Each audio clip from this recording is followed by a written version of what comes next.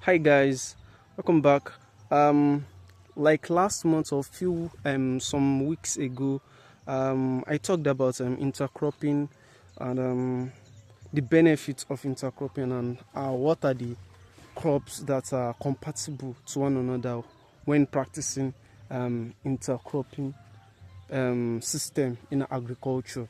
For example, here you can see cassava and maize are being intercropped together, and you can see, as you can see here, you can see that they are both doing well. So they are both doing well. So cultivating cassava and maize together is one of the best way to intercrop.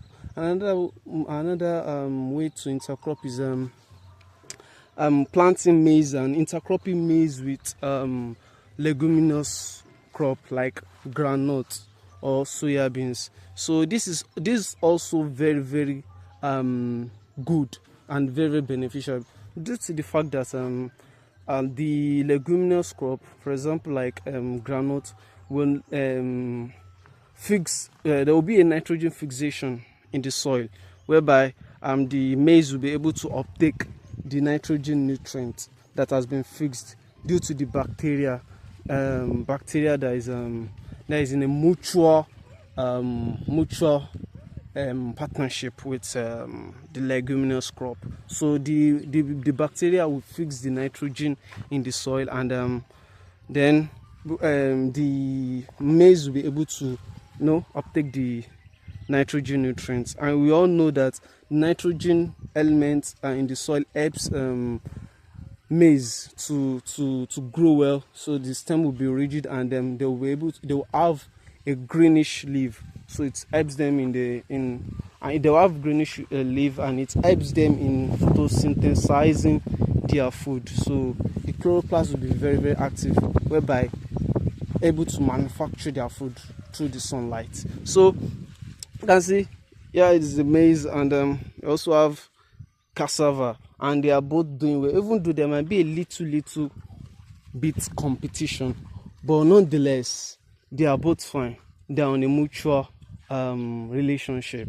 So is one of the best intercropping is one of the best method to practice in farming system. One of the benefits is that it maximizes the profit realization for farmers, and another thing is that it helps in optimizing the input, the amount of inputs. It helps to optimize it, whereby in a little piece of land you can actually maximize your output by planting different intercropping different crops. Though you have to be careful, and you have to understand that before doing any intercropping